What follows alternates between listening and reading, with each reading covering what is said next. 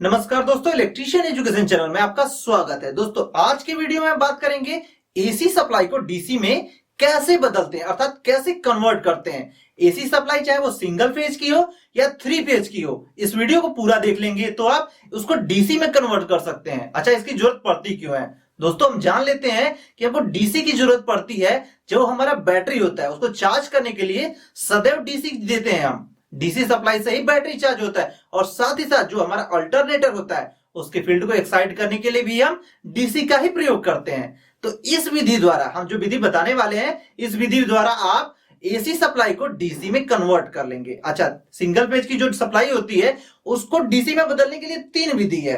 पहला विधि है half wave rectifier, दूसरा विधि है फुल वेव रेक्टिफायर और तीसरा है ब्रिज रेक्टिफायर विधि। दोस्तों इस रेक्टिफायर को बनाने के लिए हमको डायोड की आवश्यकता पड़ती है। यह है एक डायोड। इस विधि में हम डायोड का यूज करते हैं। तो यहां पे आप डायोड का सिंबल देख सकते हैं। ये हमारे डायोड का सिंबल है, जिसमें इस हिस्से को हम एनोड कहते हैं और इस हिस्से को कैथोड कहते हैं। डायोड को आप जब देखेंगे तो इसमें एक कलर बना होता है। यहाँ पे एक कलर बना होता है, वो कैथोड होता है और इधर वाला एनोड होता है। तो इस विधि से हम half wave rectifier, full wave rectifier और ब्रिज रेक्टिफायर बताते हैं। और साथ ही साथ 3 फेज के लिए कुछ इस प्रकार का, जिसमें 6 डायोड लगते हैं, रेक्टिफायर बनाते हैं। तो चलिए हम देख लेते हैं कि कैसे हम रेक्टिफायर बनाते हैं। रेक्टिफायर बनाने के लिए हमको आवश्यकता होती है डायोड की। यहाँ पे हमें बता दूं कि 3 फेज सप्लाई के लिए हम 6 डायोड का इस्तेमाल करते हैं, जबकि सिंगल फेज की सप्लाई के लिए केवल 4 डायोड का इस्तेमाल होता है। दोस्तों 4 डायोड से हम ब्रिज रेक्टिफायर बनाते हैं। यहां पे हमको एक आवश्यकता होती है ट्रांसफार्मर की।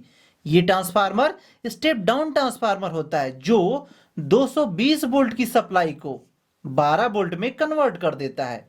ध्यान रहे दोस्तों, कोई भी ट्रांसफार्मर एसी को डीसी में नहीं बदलता है। ये केवल उच्च वोल्टेज को निम्न वोल्टेज में परिवर्तित करता है या निम्न वोल्टेज को उच्च वोल्टेज में परिवर्तित करता है, यानी कि स्टेप अप करता है या स्टेप डाउन करता है। ये डीसी में नहीं बदलता है। तो चलिए हम स्टार्ट करते हैं ब्रिज रेक्टिफायर बनाना। दोस्तों इसके लिए हमको 4 डायोड की आवश्यकता पड़ती है। हम यहाँ इन चारों डायोडों में से कोई 2 डायोड लेंगे। दोस्तों इन दोनों डायोड के यहाँ पे आप देख सकते हैं एक पॉइंट कलर किया हुआ है। ये कलर किए हुए पॉइंट को आपस में ट्विस्ट कर देंगे, अर्थात जोड़ देंगे। मैं इसे सही तरीके से जोड़ देता हूं। आप जोड़ने के बाद इसको सोल्डरिंग कर लीजिए ताकि इसकी मजबूती बनी रहे। सेम इसी प्रकार इसको भी जोड़ेंगे। ध्यान रहे, पिछले में हमने कलर वाले पॉइंट को जोड़ा था, इसमें कलर वाले पॉइंट को नहीं जोड़ना है। इसके विपरीत वाला जो कलर नहीं किया हुआ हो उसे जोड़ना है। तो यहां मैं इसको भी जोड़ देता हूं। अब ये हमारा डायोड इस टाइप का हो गया है। अब इसको आपस में इस तरीके से जोड़ लेंगे, जैसा कि आप वीडियो में देख सकते हैं। इन दोनों को हम आपस में जोड़ लेते हैं। मैं इसको मजबूती से जोड़ने के लिए प्लायर का इस्तेमाल कर लेता हूं। आप इसे सोल्डरिंग से जोड़ लीजिए ताकि इसकी मजबूती बनी रहे। ये हमारा रेक्टिफायर बनके पूरी तरीके से तैयार हो गया है। अब हम इसे ट्रांसफार्मर से जोड़ देते हैं। ये एक ट्रांसफार्मर है, जैसा कि मैंने पहले ही आपको बता दिया था कि ये एक स्टेप डाउन ट्रांसफार्मर है।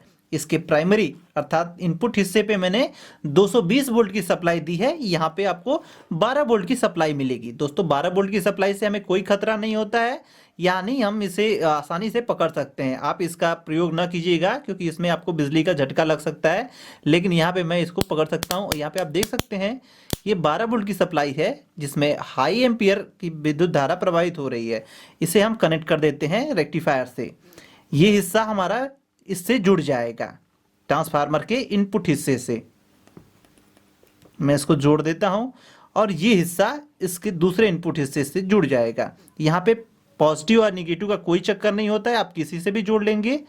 लेकिन जब हम डायोड से अर्थात ब्रिज रेक्टिफायर से इसका आउटपुट देंगे, यहाँ पे दोनों कलर का जो डायोड है, यहाँ पे भी कलर है, यहाँ पे भी कलर है, यहाँ से जो हिस्सा निकलेगा वो पॉजिटिव होगा, जो कि बैटरी के पॉजिटिव सिरे से जाएगा। और सेम इसी प्रकार यहाँ पे जो इसके पीछे का है वो नेगेटिव हिस्से पे जाएगा। यानी हम एक बैटरी ले लेते हैं, अब इसे हम डायोड से जोड़ देते हैं। यानी कि ये जो मैंने बताया था कि ये पॉजिटिव सिरा है, तो ये बैटरी के पॉजिटिव सिरे से जुड़ जाएगा। मैं इसे जोड़ देता हूं, आपको पूरा प्रैक्टिकल करके दिखा देता हूं कि कैसे ये काम करता है। दोस्तों यदि आप इस चीज़ में एक्सपर्ट ना हो तो इसका प्रयोग घर पे तो ना कीजिएगा, क्योंकि इसमें बिजली का खतरा भी होगा। सेफ्टी का पूरा ध्यान रखना होता है। और ये इसका निगेटिव सिरा है, यहाँ पे निगेटिव सिरे को आपस में जोड़ देंगे और इस प्रकार ये बैटरी को चार्ज करने लगता है। दोस्तों इसमें हाई एम्पियर की विद्युत धारा प्रभावित हो रही है।